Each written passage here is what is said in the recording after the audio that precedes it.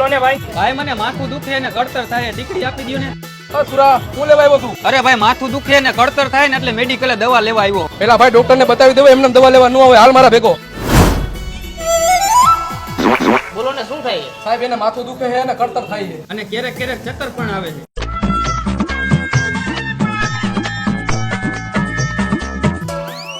હાલ્યો આ મેડિકલે જઈને લઈ લેજો દવા. દવા તો મેડિકલ માંથી લઈ લઈશ, પણ તમને કેટલા પૈસા દેવાના ચેક કરવાના? 200 રૂપિયા દેવાના.